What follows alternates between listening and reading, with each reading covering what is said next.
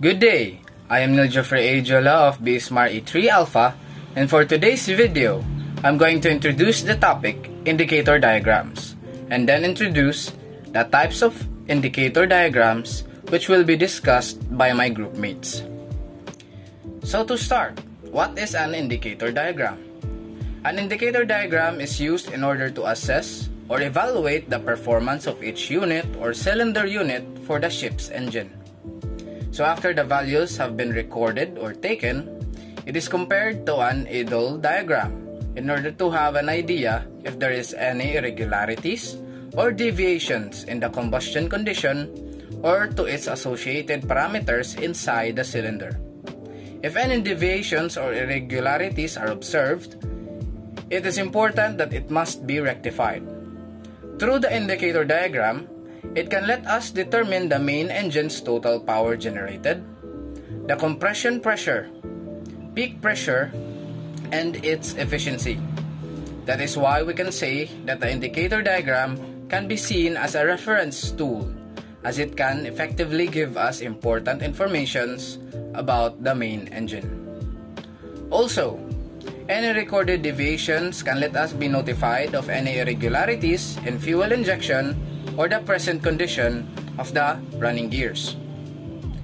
When recording the values, an instrument called indicator instrument is used, which consists of a small piston locked within a cylinder acting against a calibrated spring. This instrument can draw all major types of indicator diagrams in order to observe, study, maintain, and rectify engine parameters. So the next diagram is the power card diagram. So this type of diagram is taken to represent total work done by the system during one complete revolution. So it also helps us know if of the peak pressure and damage or leakage of the fuel injector. So the total work done from the cylinder unit is obtained by calculating the total area in the PV diagram. So in the process, the indicator instrument is placed on the indicator cup when its drum in phase with the piston movement. So the PV diagram or the indicator diagram illustrates the variation of cylinder pressure concerning the piston movement. So the area of the diagram is calculated using a planimeter or platometer and then multiplied by the cylinder constant and the engine speed. So here the pressure curves starts at the atmosphere line and increase quietly slowly as the piston starts to move up within the cylinder. Now when the compression starts after the end of scavenging process, the pressure increase exponentially. The pressure rises to the peak pressure at the time of combustion and then starts to fall as the piston starts to move down. So the exhaust valve opens and the pressure further reduces down and came to close to the our atmospheric level. The draw card diagram. So the draw card diagram is taken with the same indicator instrument with its drum 90 degrees out of phase with piston movement. So it gives us a better understanding of pressure variation within the cylinder. Thus, it helps us differentiate between the compression pressure and peak pressure of that particular cylinder. So in this diagram, it will help us understand the pressure variation in our cylinder or in each cylinder, and also evaluate the ignition characteristics of our fuel. So when will this occur?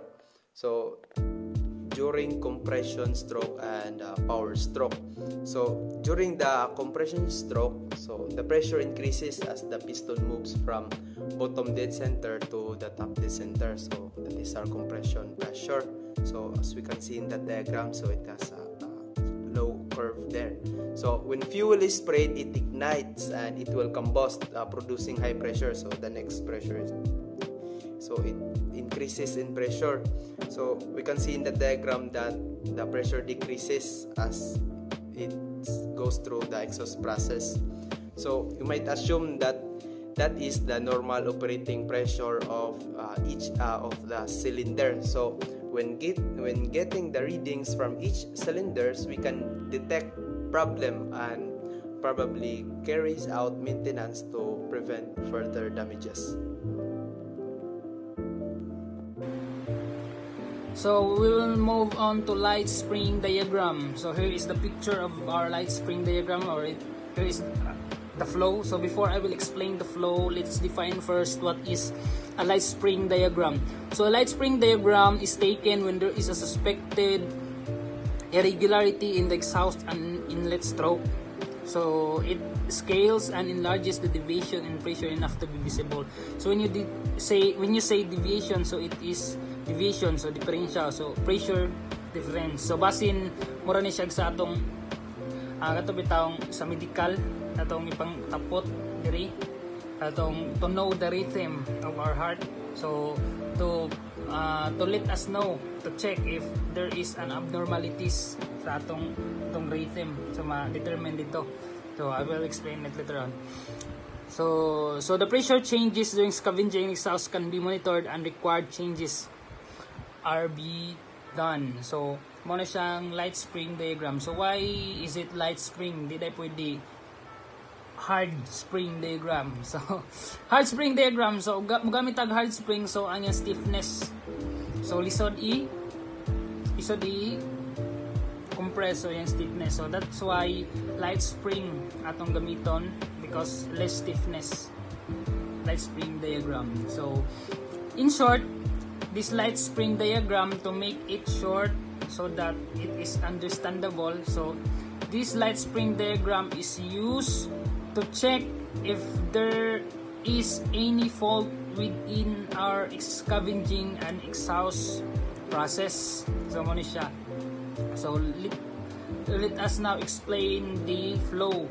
So di ba ang flow nagnana horizontal down, hinglop, himbalik ug saka. So as the piston moves down, the exhaust valve will open, so this means that the pressure will drop.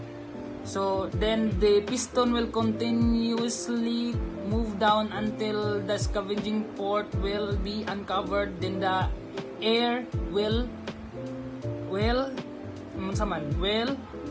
go. Musod siya kay not uncover naman. So that means gikan sa atong drop ni saka. Then as the piston reach to its BDC, bottom dead center, then the air will bounce. So bali mo loop siya, mo bounce ba. So that's why na-loop siya dire. Then after, the piston now will move up, then the exhaust valve will close. So ning saka, of course, saka, then to its original. Diba? That's why atong diagram is ubos, hinglop, balik. So that's all. So a compression diagram is used mainly to determine major faults in the units, while confirming the correct synchronization of instrument with the piston movement at the same time. In the diagram, if the compression and compression diagram lines coincide, it means that the instrument is correctly synchronized and working properly. Similarly, the total height of the curve represents compression pressure, while a much lower compression curve is indicated of liner wear, exhaust valves, leaky exhaust valves, worn out piston rings, or insufficient scavenged air. So the process of taking the compression diagram is as simple and is exactly like the power cord diagram, but with the fuel injector shut off. So the compression diagram gives us a clear picture of pressure change within the cylinder. This helps us know better about the effects of valves and ports on cylinder pressure. And that's all for my report, sir. And thank you for listening to our report. And may God bless you, sir.